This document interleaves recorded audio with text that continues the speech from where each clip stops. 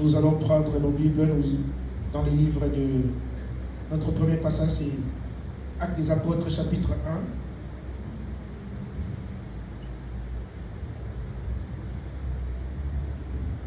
1. Actes des Apôtres, chapitre 1.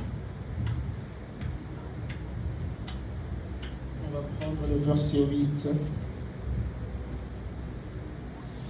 Et puis notre deuxième passage, ça sera dans Matthieu, chapitre 16, verset 19.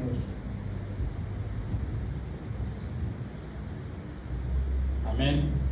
Amen. Il nous accorde encore la grâce d'être là.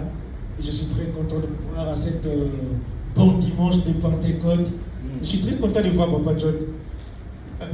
Tout le monde modalité. Alléluia. Amen. C'est béni. Que Dieu soit loué. Vraiment, c'est toujours un grand plaisir d'être là devant vous. Car vous ne vous rendez pas compte dans la semaine combien j'ai souvent hâte d'arriver dimanche. Moi, les autres jours ne comptent pas trop pour moi. Moi, c'est le dimanche que j'attends avec impatience. Je sais qu'il y a Papa Zahir qui dit aussi la même chose. Bon, je lui crois parce que je vois en fait, la volonté là. J'aime bien le dimanche. Moi, j'aime bien le dimanche parce que c'est les jours où Dieu s'est reposé. Alléluia. Amen. Et maintenant, quand je vois un dimanche où c'est encore la fête de Pentecôte, la meilleure fête. Sérieux, j'aime bien cette fête. Alléluia. Amen. Que Dieu vous bénisse. Que Dieu bénisse aussi maman qui nous suit en ligne et les gens qui nous suivent en ligne. J'avais pris la décision de saluer aussi les gens qui suivent en ligne pour qu'ils sachent que je suis aussi connecté avec eux. Que Dieu vous bénisse. Alléluia. Amen. Je profite aussi pour souhaiter une bonne fête de Pentecôte à toute la communauté ciel ouvert partout où vous êtes, en commençant par le quartier général au Congo à Kinshasa là-bas. Mon papa, pasteur Kalambayi, bonne fête de Pentecôte, maman Mehdi, et puis tout le pasteur, toute l'église, les anciens, tout le monde, que Dieu vous bénisse, et tous les pasteurs partout, à Kinshasa, au Congo, partout, que Dieu vous bénisse. Alléluia. Amen. Nous venons de lire des passages très importants qui vont nous permettre de comprendre la pensée de Dieu aujourd'hui. J'aimais aussi la modération, parce que maman nous a amené encore dans cette direction-là du Saint-Esprit. Il y a des moments où je me disais, oh Seigneur, essaie de nous calmer, parce qu'elle risque de sortir certaines choses où moi j'ai dans ma tête. Donc là, par après ma prédication ne servira plus à grand chose, mais je sais que le Saint-Esprit a toujours une manière d'amener les choses. Que Dieu te bénisse pour cette modération. Amen. Ça prouve que ça fait des semaines où tu dors dans la forêt. Donc on sait bien. Que Dieu te bénisse. Alléluia. Amen. Je sais que vous avez bien compris, mais dormir dans la forêt, c'est dormir dans la présence de Dieu. Alléluia. Amen. Que Dieu te bénisse. Nous venons de voir en fait dans Actes des Apôtres, la Bible nous dit, mais vous recevrez une puissance. Oh, j'aime bien l'introduction. Mais vous recevrez une puissance. Notre thème d'aujourd'hui, c'est les avantages de la Pentecôte. Quand on parle de la Pentecôte, c'est la descente du Saint-Esprit. C'est la venue du Saint-Esprit. Nous nous souvenons que lorsque fait Christ, après sa résurrection, il avait dit aux disciples, restez là, ne bougez pas, attendez jusqu'à ce que le Saint-Esprit viendra. Mais lorsqu'il viendra, il vous enseignera, il vous conduira. Alléluia. Amen. Et pendant ce temps, les disciples étaient enfermés dans une chambre haute. Ils attendaient.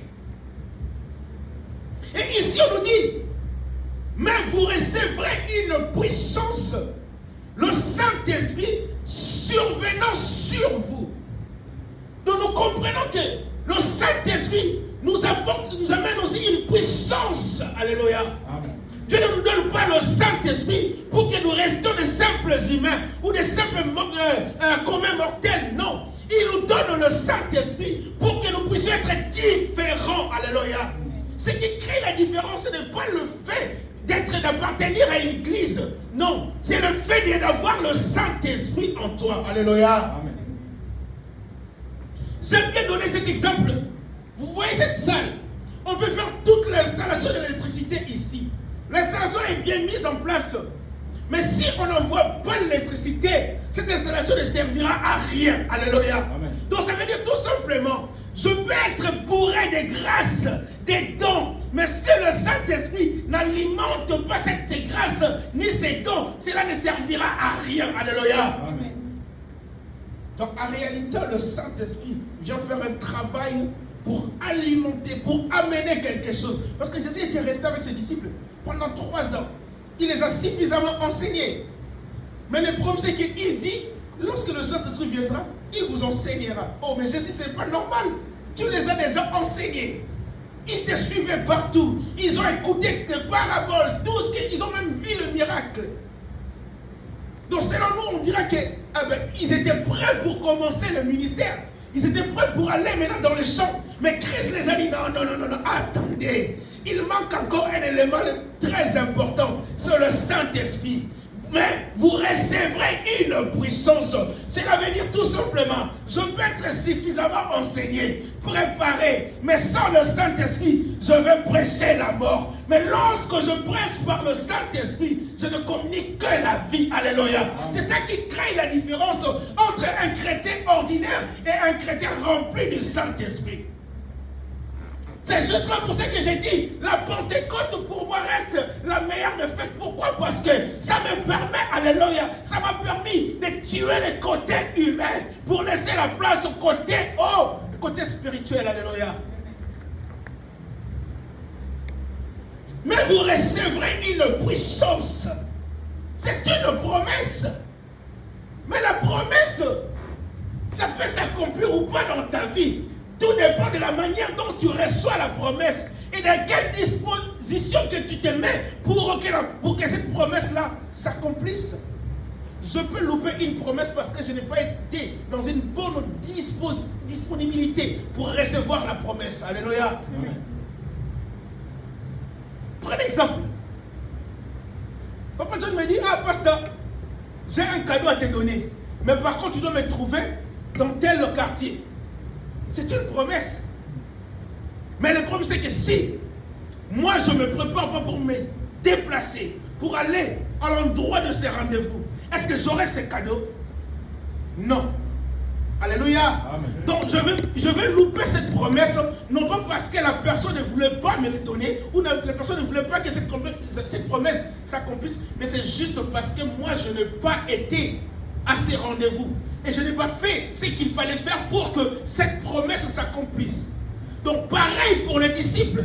Christ les a dit, ne partez pas, ne sortez pas, restez là. Attendez jusqu'à ce que le Saint-Esprit viendra. Vous savez, l'élément que le diable enlève dans la vie des chrétiens, c'est la patience d'attendre. Alléluia. Amen. On a tellement le cœur qui bat tout le temps. Le cœur chaud. On a tous envie d'avoir des choses tout d'un coup. Ou de recevoir des choses avec précipitation. On oublie que la patience, c'est aussi un élément du Saint-Esprit. C'est aussi une vertu du Saint-Esprit. Alléluia. Amen. Le Saint-Esprit te permet d'être patient. Prévenez aujourd'hui. Je peux commencer bien aujourd'hui la vie chrétienne, mais demain je chute juste parce que je n'ai pas été patient. On a souvent le regard vers les autres. Comment ça se passe? Oh, nous n'avons pas tous la même promesse, mais nous recevons tous la même puissance, mais pas la même promesse. Et la puissance du Saint-Esprit n'agit pas dans nos vies de la même manière. Alléluia. Amen. Sur moi, ça peut agir peut-être à 9h. Sur Papa Esaïe, peut-être à midi. Ou sur Papa Esaïe, ça peut agir même à 5h du matin. Mais le problème, c'est que mon tour viendra. Mais ce qui est plus important, c'est de savoir attendre, avoir cette patience. Il a demandé aux disciples, non, ne partez pas, restez là. Attendez jusqu'à ce que le Saint-Esprit viendra. Lorsqu'il viendra, il vous enseignera. Alléluia. Amen. Écoutez, c'est bien.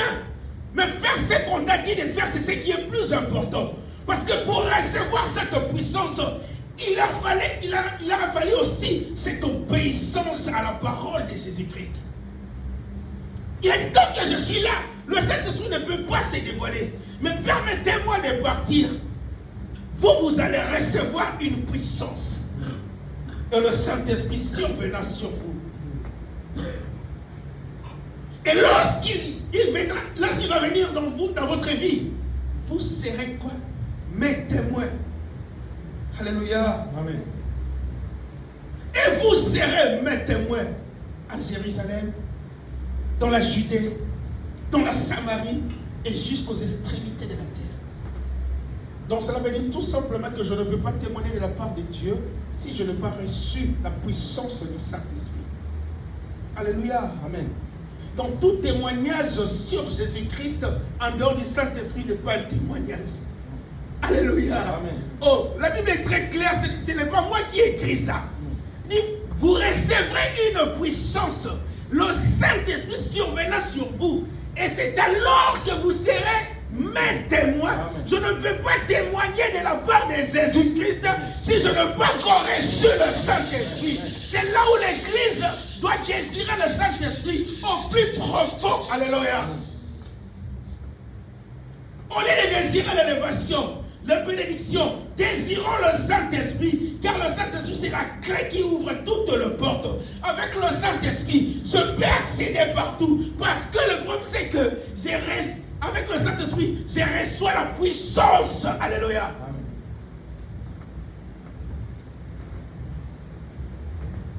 Alléluia. Amen.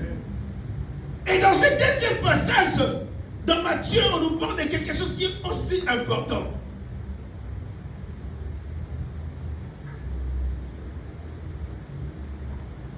On nous dit que je te donnerai la clé, les clés du royaume, les clés du royaume des cieux, et ce que tu lieras sur la terre sera lié aussi où? Dans le ciel. Ce que tu délieras sur la terre sera délié aussi dans les cieux. Oh, le problème c'est que le Saint-Esprit te donne certains avantages. Ça te donne d'abord une autorité.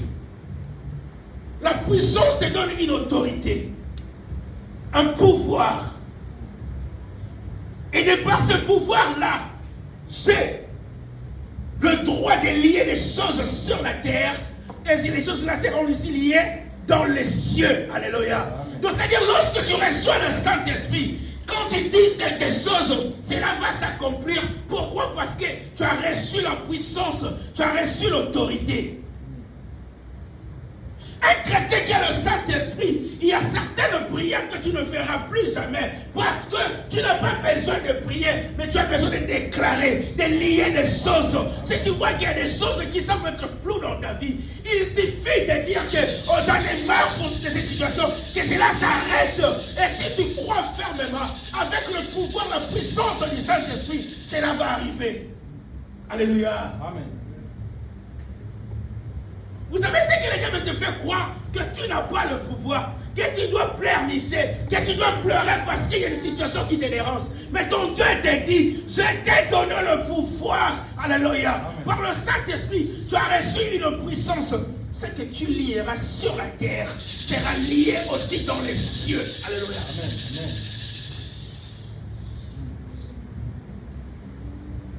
Amen. Alléluia. Amen. Vous savez, Élie n'avait pas besoin de demander la permission de Dieu pour dire que sur ma parole, qu'il n'y aura ni pluie ni rosée. Est-ce qu'il a demandé la permission de Dieu? Non.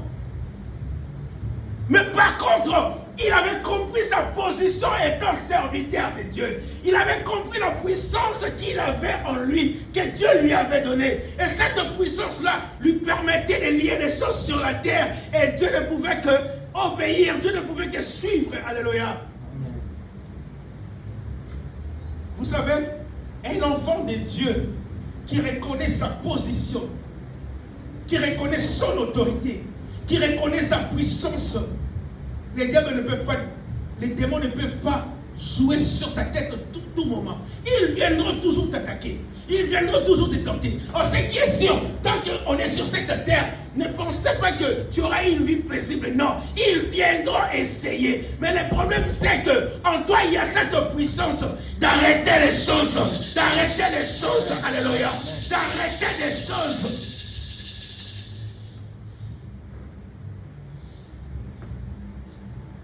Je me souviens dans la Bible, il y a une fois, les disciples étaient contents parce que ils ont chassé les démons.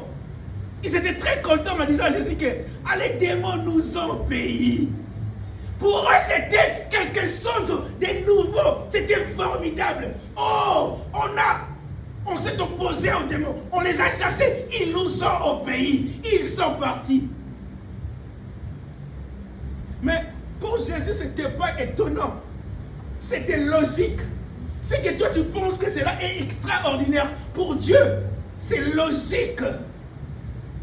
Maintenant, le problème, c'est que la philosophie d'aujourd'hui, on nous amène à croire que ce qui doit être naturel dans notre vie étant des chrétiens, que cela devienne extraordinaire. Waouh! Regarde, les démons... Non. Les démons doivent t'obéir parce que tu as reçu une puissance.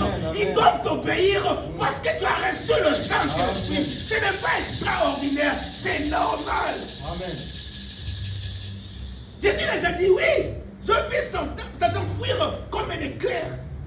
Mais le problème, c'est que vous ne devez pas vous réjouir parce que les démons vous obéissent. Mais réjouissez-vous parce que votre nom est inscrit dans les livres. Hey! Alléluia! Ce qui est extraordinaire pour moi, c'est que mon nom soit inscrit dans les livres de vie. Mais le fait de chasser les démons, c'est naturel parce que j'ai reçu le pouvoir. Amen.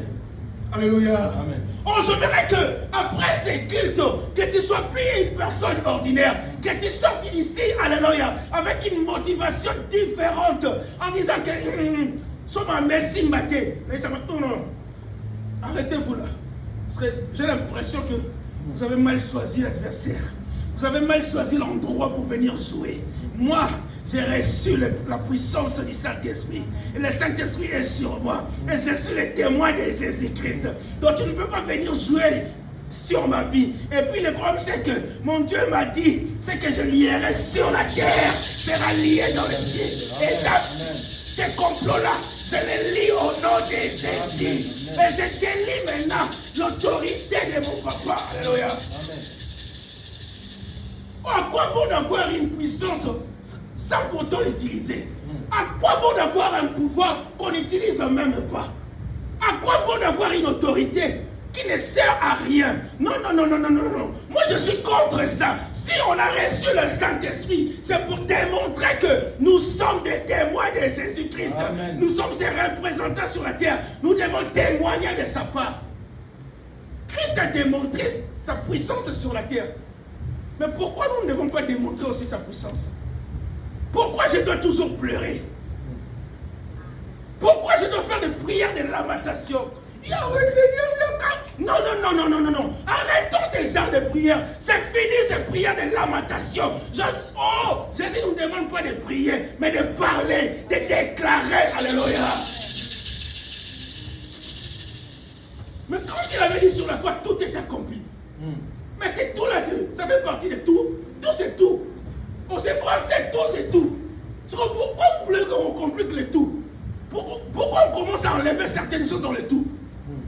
Non, moi ma Bible ne m'a pas dit ça. La Bible m'a dit tout est accompli. Donc quand c'est tout, c'est tout. Si je rentre dans une maison, on m'a dit prends tout ce qu'il y a ici. Donc pour moi c'est tout. Même une cuillère fait partie de tout. Même un papier, ça fait partie de tout. Amen. Christ m'a dit tout est accompli. Donc ça dit il a résolu le problème qui allait me déranger. Même dans les jours à venir, il a déjà trouvé des solutions. Quitte à moi d'attirer. Essaie de lier des choses sur la terre. Et essaie de délier des choses qui ont été liées par les autres. Alléluia. Amen. Pourquoi tu laisseras les gens délier des choses dans ta vie?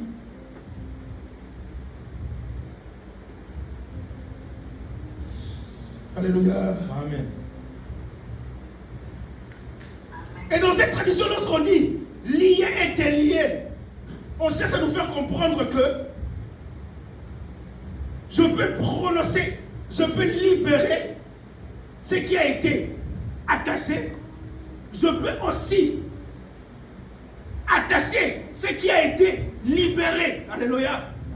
Ce qui a été libéré dans le bon sens. En fait, ce qui a été libéré dans le mauvais sens contre ma vie, j'ai l'autorité de les délier. Alléluia. Amen. Mais ce qui a été aussi lié dans le mauvais sens, va être lié pour que moi je souffre, pour que ma vie souffre, j'ai la possibilité de les délier. Alléluia. Amen. Il est temps que les chrétiens, après la venue du Saint-Esprit, qu'on voit les choses autrement. Qu'on commence à délier les choses et qu'on commence aussi à lier les choses. Il ne faut pas être trop gentil avec ces choses-là. Alléluia. Amen.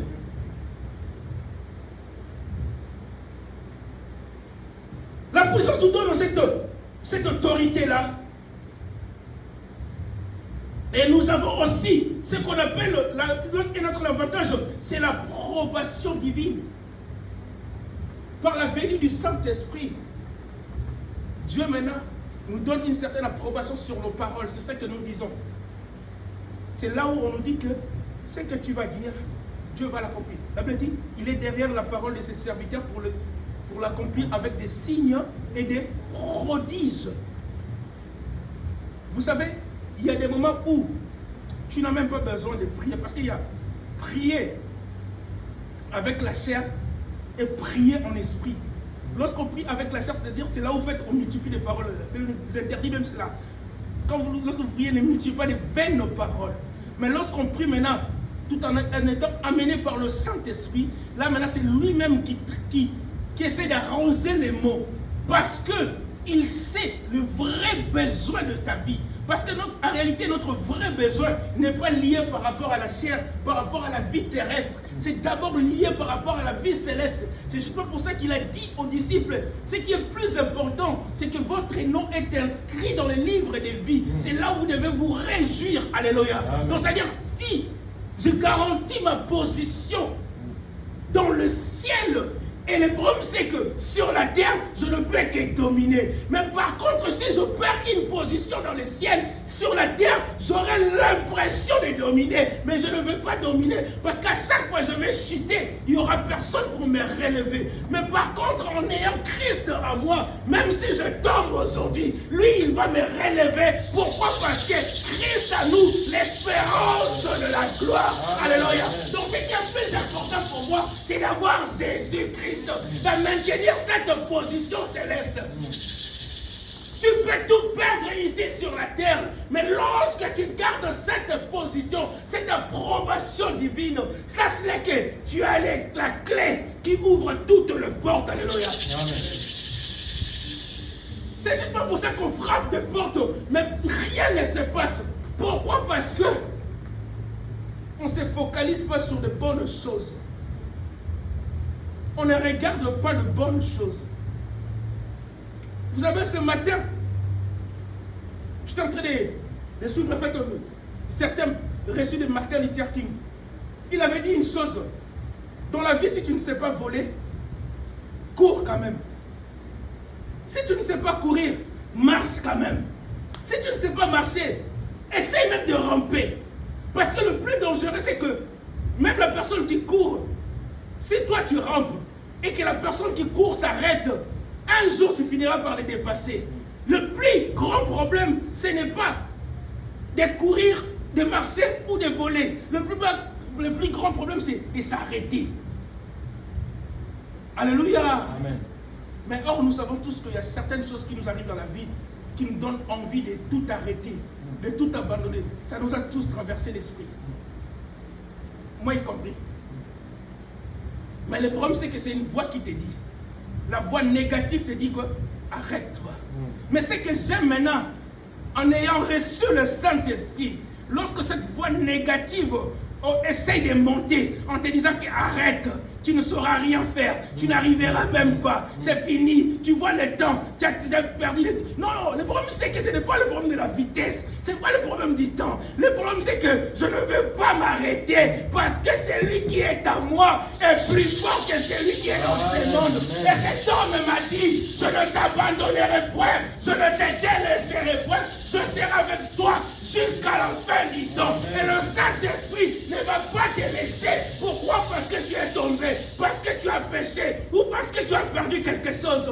Perdre quelque chose, ce n'est pas ça qui est le plus important. Le plus important, c'est de ne pas rester par terre. Mets-toi debout, continue. Si tu ne sais pas voler, oh, essaye de courir. Si tu n'arrives pas à courir, essaye de marcher. Si tu n'arrives pas à marcher, même essaye de ramper. Mais ce qui est plus important, déplace-toi. Ne reste pas là. Déplace-toi. Alléluia. Aujourd'hui, on nous a mis un esprit où on doit se décourager surtout. C'est comme si on n'a jamais reçu le Saint-Esprit. Oh non, non, non, non. La Bible me dit, nous n'avons pas reçu un esprit de timidité. Hey, hey, hey. On n'a pas reçu un esprit de timidité. Oh, mais j'essaie de me regarder dans Matthieu chapitre 11. Qu'est-ce dit Matthieu chapitre 11, verset 12? Alléluia. Oh, j'ai envie de prêcher là. Là, j'ai envie de prêcher. Permettez-moi de prêcher. J'ai l'impression que ça fait 10 ans que je n'ai pas prêché. J'ai envie de prêcher. Matthieu chapitre 11, verset 12. Matthieu. Nous voyons. Et c'est pour le violent. Qui dit violent, c'est quelqu'un qui se bat. Quelqu'un qui ne lâche pas. Quelqu'un qui n'abandonne pas. Oh, là, je pense que Maître John peut nous conseiller là-dessus. Quand tu es sportif, seul dans les rings, surtout dans les sports individuels, où tu es seul dans les tatamis ou dans les rings, et ton survie dépend de toi. C'est toi qui vois si tu veux lâcher ou tu veux continuer. Mais par contre, ta victoire dépend de toi. Mais la Bible dit, ce sont les violents qui s'en accaparent. Les royaumes des cieux. Et si la Bible nous dit des choses comme ça, c'est que ça ne sera pas aussi facile. On sait bien parce que la facilité n'a jamais été bonne. Regardez si tu fais glisser tes enfants dans la facilité. Ils n'auront pas ils ne comprendront jamais la valeur des choses. La facilité n'a jamais été bonne. Notre Dieu a tout mis en place pour nous. Mais il nous a bien dit que malheur à la terre, car les diables est descendu comme un lion riche. Mais pourquoi tu nous envoies sur la terre pendant que tu nous dis que les diables est descendu comme un lion rugissant? Maintenant, posons-nous la question, est-ce que c'est pour nous faire peur ou pour nous dire que non, non, non, malgré que lui, il est descendu comme le lion rugissant, mais n'oubliez pas que celui qui est en vous, on l'appelle le lion de la tribu des Judas. C'est lui qui a vaincu. Lorsque l'ange criait d'une voix forte, qui est dit d'ouvrir les livres et de rompre les 7 sceaux. Et sachez-le qu'il y avait quelqu'un qui avait cette autorité-là, qui a pu ouvrir les livres et de rompre les 7 sceaux. Je ne vous dis pas que ces choses pour vous faire peur, non, pas du tout. Mais pour vous faire comprendre que, allez-y, vous allez vaincre. Comme moi j'ai vaincu, vous aussi vous allez vaincre. Amen. Et le même, Dieu nous dit, vous combattez pas pour avoir la victoire, mais vous combattez dans la vie. Hey! Moi quand tu me dis des choses comme ça, oh, peu importe l'adversaire, peu importe sa taille, je vais y aller. Parce qu'on m'a dit que je ne combats pas pour vaincre, mais je combats dans la victoire. C'est-à-dire, avant même le combat, la victoire m'a été attribuée. Mais le problème, c'est que si je ne combats pas, je n'aurai pas la victoire parce que je serai disqualifié. C'est comme si j'ai déclaré abandon. Oh, aujourd'hui, il y a des chrétiens qui abandonnent sans même commencer parce qu'ils ont peur. Oh, je t'ai dit, c'est le Saint-Esprit qui te manque. C'est justement pour ça que tu as peur. Affronte les choses et tu verras qu'avec Dieu, tu feras des exploits. Avec Dieu, tu sortiras toujours vainqueur. Peu importe les adversaires. Tu as peur de qui? Oh, Banganan. Oh. Il a besoin de violents. Pour rentrer dans son royaume, il a besoin de violents. C'est pourquoi moi je viendrai avec la gentillesse avec les diables. Et arrête avec la gentillesse là. Il y a des choses qu'on peut tolérer, il y a des choses qu'on ne tolère pas. Il y a des choses qui demandent d'être souriant, mais il y a des choses qui demandent que le visage se ferme. Non, non, non, non, non, ça ne marche pas. Oh non, ça mérite que ce soit lié sur la terre. Et mon Dieu va donner l'approbation. Mais moi, je commence par le dire. Élie n'était pas content de ce qui s'est passé. Il voit tout le peuple derrière le prophète de Baal. Pendant que lui sait que ce sont des faux prophètes. C'est mon Dieu qui est le véritable. Mais le peuple, il ne comprenait pas. Il y a des choses qui vont se passer. Les gens ne vont pas comprendre. Mais toi, tu comprends. Maintenant, pour pousser ces gens-là à comprendre, il faut démontrer une puissance. Il faut démontrer un certain courage. Il faut les affronter. Il était tout seul. Il veut dire, oh, je suis tout seul. Bien sûr que j'ai Dieu, mais personne ne le voit. Il n'y a que moi qui le sens. Et ils sont 400. Et le peuple derrière eux. Ah, c'est un peu chaud. C'est ça, la vie nous présente comme ça. Nous présente fait, les différentes facettes des difficultés, les différentes facettes des problèmes. Et le problème, c'est qu'on nous présente aussi qu'il n'y a aucune solution. Hey, non seulement on te montre un problème, mais on te dit qu'il n'y a pas de solution. Alléluia. Amen. Il y a de quoi être découragé. Il y a de quoi à lâcher prise. Il y a de quoi à s'arrêter. Mais ce n'est pas de ça que ton Dieu t'a appelé. Ton Dieu t'a appelé pour des choses comme ça. Ton Dieu t'a appelé aussi pour des défis de telle taille, de telle envergure. Oh, ton Dieu t'a appelé pour des choses comme ça, pour démontrer qu'il est Dieu, qu'il est le Tout-Puissant. Alléluia. Élie s'est dit non. Si je ne le fais pas, personne ne le fera. Oh, ces gens-là continueront à dominer ce peuple. Je dois leur démontrer. Il n'a pas demandé la vie de notre Dieu en lui disant que laissez-moi le temps, je vais d'abord aller prier. Seigneur, tu sais, il y a des prophètes de Baal. Regarde le nombre. Est-ce que tu me permets, par ta miséricorde, de leur proposer un affrontement et qu'ils demandent le feu, que moi aussi je demande. Mais s'il te plaît, est-ce que tu pourras te faire descendre le feu? Non. Élie n'a pas prié comme ça. Élie n'a même pas allé consulter. Il n'est pas allé consulter Dieu. Qu'est-ce qu'il a dit? Directement, il a défié ces gens en disant que jusqu'à quand vous allez continuer à servir deux maîtres? Il est temps que ça s'arrête. Nous devons nous affronter. Les dieux qui répondra par le feu, c'est celui-là le vrai Dieu. Vas-y, allez-y, commencez. Ça, c'est aussi un risque. Parce que prenez exemple en commençant et que le feu descende avec le prophète de Baal. Parce que toi, tu vas venir encore. Il ne va même pas attendre que toi aussi que tu invoques. Il allait les tuer directement, surtout qu'il était tout seul. Vous savez, avec le Saint-Esprit, nous pouvons prendre des risques d'affronter les choses avec Dieu par la parole. Dieu sera toujours derrière parce qu'il ne laisse pas, il ne laisse jamais ses enfants échouer.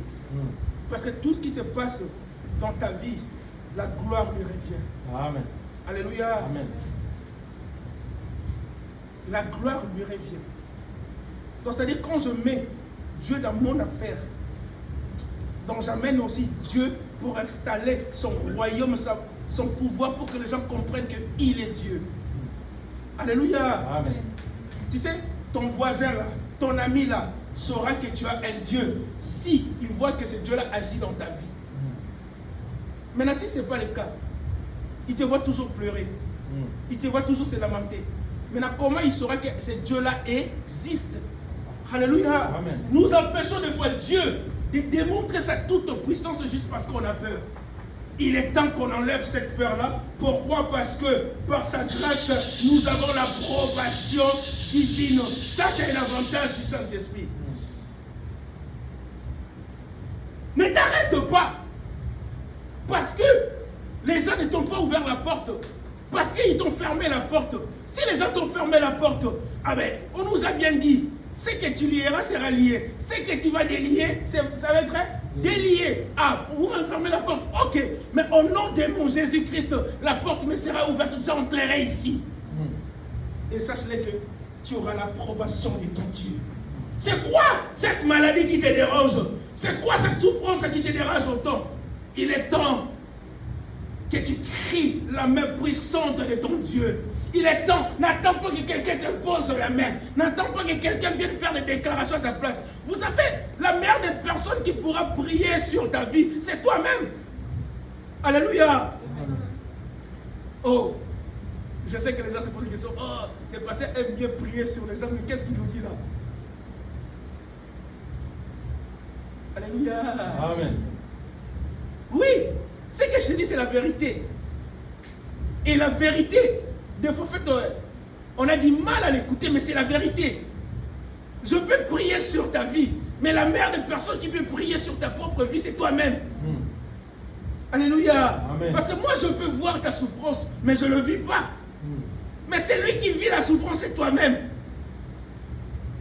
Mais si tu sais fléchir les genoux, si tu sais pleurer, tu sais invoquer les noms de Dieu, sache-le qu'il y a des choses qui vont changer dans ta vie sans que quelqu'un d'autre intervienne. On a toujours l'impression, on a toujours envie d'appeler les gens, d'entrer ou de chercher des solutions pour nous. Mais pendant ce temps-là, nous, on reste dans cette peur-là. On a peur. Non, non, non, non, non. Tu n'as pas reçu un esprit pour avoir peur. Non, non, non, non. Tu n'as pas reçu un esprit de timidité. Mais tu as reçu un esprit qui crie Abba Père. Un esprit, un esprit de violent qui te permet d'entrer dans le royaume. C'est cet esprit que tu as reçu. Et la Bible dit, tu as reçu la puissance. Tu as reçu la puissance. Alléluia. Amen. Le Saint-Esprit est sur toi. Et tu es son témoin.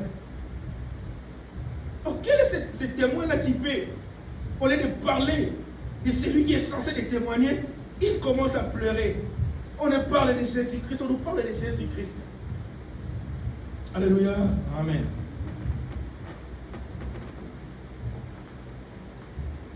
Il est temps que les chrétiens voient les choses autrement. Avec le Saint-Esprit qu'on a reçu, il est temps que les choses se passent autrement. Même ta manière de servir Dieu ne sera pas en fonction des gens. Parce que tu as le Saint-Esprit. Alléluia. Amen. Il y a des choses qui doivent être liées dans ta vie pour qu'ils ne reviennent plus jamais. Mais il y a des choses qui doivent être déliées. Il est temps que chacun de nous, par la puissance du Saint-Esprit que nous avons reçu, de regarder un peu ta vie. Qu'est-ce qui ne va pas? Qu'est-ce qui n'allait pas? Il est temps que ce Dieu-là commence maintenant une nouvelle histoire dans ta vie. Vous savez, Pierre avant la Pentecôte et Pierre après la Pentecôte, ce n'est pas la même personne. Le même Pierre qui avait refusé de dire la vérité qu'il était avec Jésus parce qu'il avait peur.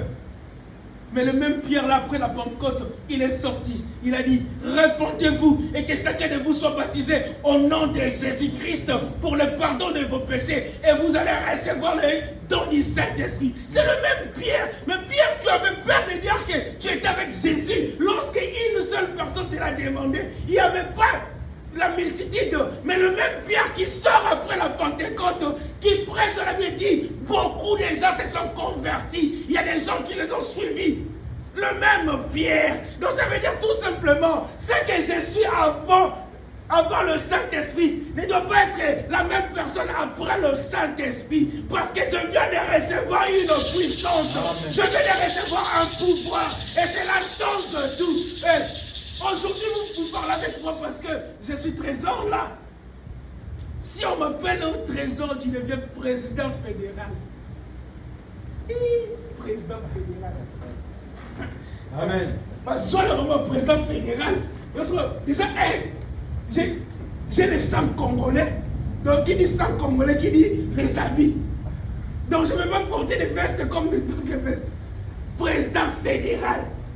Donc, cela prouve que ça va changer.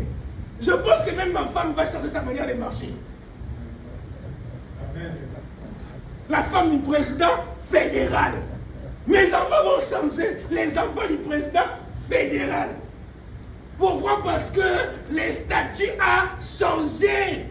Lorsque le statut change, le statut aussi amène certaines choses.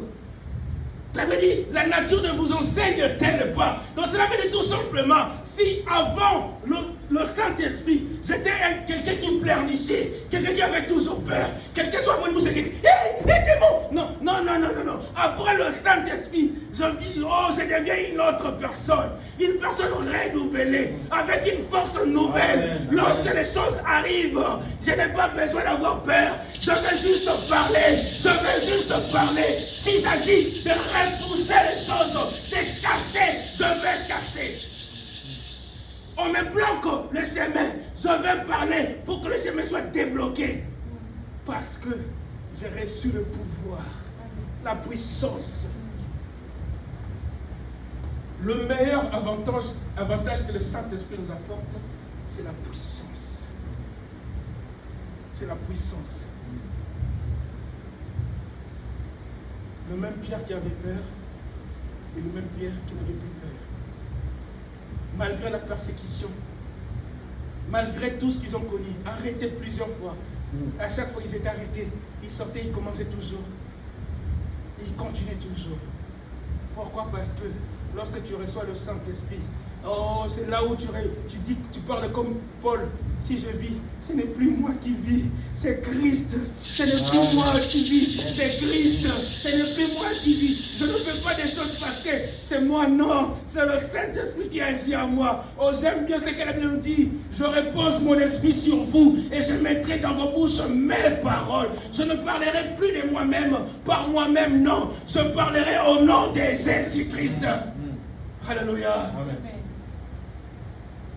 Ce qui t'empêche aujourd'hui de vivre encore cette gloire-là, c'est parce que tu n'as pas compris ce que tu as reçu comme pouvoir. Tu n'as pas compris ce que tu as reçu comme puissance. Et mon but, cet après-midi, c'est juste de faire comprendre que tu as reçu la puissance. Le Saint-Esprit est sur toi. Il t'a rendu son témoin. Tu dois témoigner son nom partout. Je chanterai ton nom, partout j'irai, je chanterai ton nom. Hey, je n'ai pas peur d'annoncer l'évangile. C'est là où Paul dit, si j'annonce pas l'évangile, ce n'est pas pour moi un sujet de gloire, mais c'est une nécessité qui m'a été imposée. Et malheur à moi si je ne le fais pas. Pourquoi? Parce que le Saint-Esprit bouillonne au-dedans de moi. Il ne peut que me pousser de parler de sa part. Aussi, je ne parle pas de sa part. Et pour moi, c'est un souci. C'est comme si j'étais malade. C'est comme si je n'ai pas mangé toute la journée. Je dois manger. Alléluia. Amen. Bon, il peut vous faire chômer mon lit au centre du Katinayo. Ah, pour ça, ça a dit comment il faire chômer. J'interprète. Pourquoi faire chômer le Saint-Esprit en toi? Il a cette envie-là d'opérer en toi, de faire vivre des grandes choses dans ta vie. Mais pourquoi tu ne le permets pas? Laisse-lui la place d'agir. Arrête d'avoir peur. Arrête de pleurnicher. Ton Dieu t'a dit tout ce que tu vas lier sur la terre sera lié dans le ciel. Ce que tu vas délier sur la terre sera délié aussi dans le ciel. C'est toi qui décides. Ce n'est pas Dieu, c'est toi qui décides. Fais, dis seulement, lui il va t'accompagner. Il a dit, approchez-vous de moi, je m'approcherai de vous. Il demande que tu fasses le premier pas, lui il va faire le reste. Alléluia. Amen. Mais qu'est-ce que tu attends encore? J'ai l'impression d'avoir fini la Bible, mais c'est fini. On ferme la Bible, mais là c'est bon. C'est ça l'évangile. C'est ça même la base de l'évangile. Le reste, on va juste parler des avantages du royaume, comment est-ce que... Mais bon, sur la terre, on a réglé l'histoire. Alléluia. Amen. Avec le Saint-Esprit sur la terre, on a réglé l'histoire. Quand tu as le Saint-Esprit, l'histoire est réglée. Quand il y aura le combat, tu sais que le Saint-Esprit est à moi, je vais surmonter cela. Je n'ai plus besoin de pleurer. Tout ce qui va m'arriver, je le Saint-Esprit. Je vais surmonter cela. Amen. Oh, mais je connais ma destination. Destination finale, je connais. Qu'est-ce qu'on va encore m'enseigner? Oh non, toi, ta vie va... Non. Arrête de me dire c'est là où ma vie va finir. Parce que moi, je connais. Mon Dieu m'a dit là où ça va finir. Mais ce que toi, tu me dis là, c'est ton problème à toi. Le Saint-Esprit à moi me conduit jusqu'à ce que je vais atteindre ce sommet-là. Tant que lui n'a pas décidé, les choses ne vont pas finir. Alléluia. Amen. Qui es-tu pour arrêter ma vie? Qui es-tu pour déterminer les choses sur ma vie? Oh, surtout que je suis un canal pour Dieu. Oh, tu sais combien de gens que Dieu a mis en place qui seront sauvés que par moi? Arrêter ma vie, c'est arrêter aussi la vie de ces gens-là. Est-ce que Dieu va le permettre? Non. Mais pourquoi dans Obama? Qu'on arrête cette histoire de s'arrêter quelque part parce que non. Vous avez ciel ouvert, nous irons très loin. Amen. Nous allons monter. Amen. Il y aura pas mal de gens qui vont aller évangéliser partout. Nous serons répandus partout parce que Dieu là, c'est Dieu qui l'a décidé. Amen. Et il fait des choses à sa manière et à son temps. Amen. Alléluia. Amen. Ce n'est pas une question de courir vite ou d'aller lent. Non, c'est une question de marcher, de continuer, de ne pas s'arrêter. Et nous, on ne va pas s'arrêter tant qu'on a le Saint-Esprit. Que Dieu nous bénisse. Amen.